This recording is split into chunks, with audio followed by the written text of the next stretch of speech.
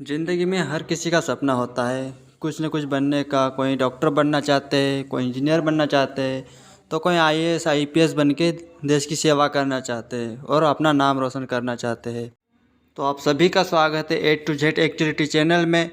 आज आप इसमें जानेंगे कि आईएएस कैसे बना जाता है, इसके लिए क्या एलिजिबिलिटी होती है, क्या क्राइटेरिया होता है और कौन सी एग्ज़ाम देकर आईएएस बनते हैं। आईएएस की एग्ज़ाम यूपीएससी कंडक्ट कराता है और यह भारत की सबसे कठिन एग्ज़ाम माना जाता है।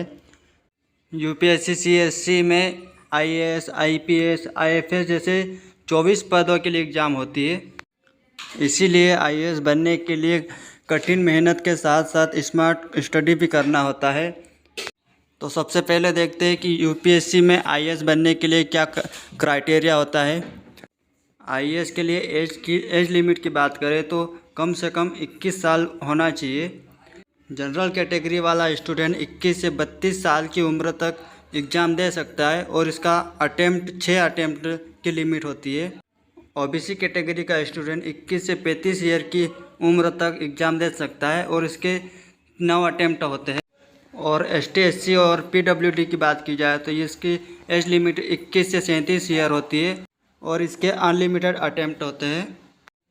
इसके अलावा बेंचमार्क डिसेबिलिटी और डिफेंस सर्विस पर्सनल की बात करें तो उनको 5 साल की छूट मिलती है और इनकी एज लिमिट 40 साल होती है और by the category wise age relaxation होता है और इनके अटेम्प्ट की लिमिट 9 रखी गई है। आगे बात करें क्वालिफ़िकेशन की तो कोई भी उम्मीदवार जो यूपीएससी देना चाहता है वह किसी भी सब्जेक्ट से 12वीं पास होना चाहिए और उसका ग्रेजुएशन किसी भी विश्वविद्यालय और किसी भी सब्जेक्ट से होना चाहिए। वह स्टूडेंट जो फाइनल ईयर रनिंग में है और यूपीएससी के लिए अप्लाई करना चाहता है, जिसकी एज लिमिट 21 वर्ष हो गई है, वह भी अप्लाई कर सकता है। इसके अलावा मेडिकल छात्र जो एमबीबीएस भी फार्मेसी जैसी बैचलर डिग्री कर ली है वह भी अप्लाई कर सकता है।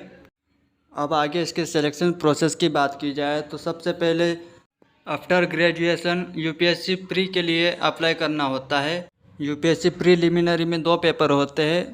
प्रीलिमिनरी 400 मार्क्स की होती है और यह सिर्फ क्वालिफाइंग पेपर होती है। यूपीएससी मेंस के लिए यह पेपर देना बहुत ही ज़रूरी होता है। प्रीलिमिनरी क्वालिफाइंग के बाद में फिर से अप्लाई करना होता है यूपीएससी मेंस के लिए। इसमें 9 पेपर होते हैं जिनमें से 2 क्वालिफाइंग पेपर होते हैं और बाकी के मेरिट के लिए बहुत ही इम्पोर्टेंट होते हैं। इस एग्ज़ाम में 9 पेपर 1750 मार्क के होते हैं। After the qualifying UPSC mains आपको इंटरव्यू के लिए बुलाया जाता है।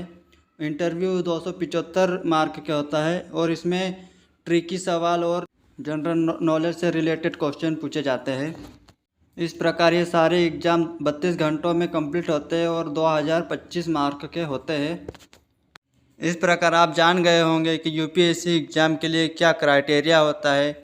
इंडियन होने के साथ ही 1 अगस्त तक 21 वर्ष पूर्ण कर लिया होना चाहिए। तो इस प्रकार आप जान गए होंगे कि आईएएस बनने के लिए सबसे पहले आपको किसी भी सब्जेक्ट से 12वीं पास करना होता है। उसके बाद किसी भी विश्वविद्यालय से ग्रेजुएशन कंप्लीट करने के बाद यूपीएससी प्रीलिमिनरी के लिए अप्लाई करना होता है। प्रीलिमिनरी सिर्फ क्वालिफाइंग पेपर होते हैं।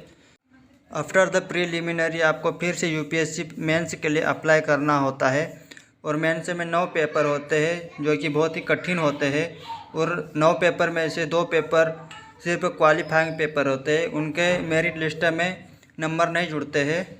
यूपीएससी मेंस क्लियर करने के बाद में आपको इंटरव्यू के लिए बुलाया जाता है और उसमें काफ़ी मुश्किल और ट्रिकी सवाल पूछे जाते हैं। इस प्रकार आईएएस के लिए बहुत ही कठिन स्टडी करना होता है।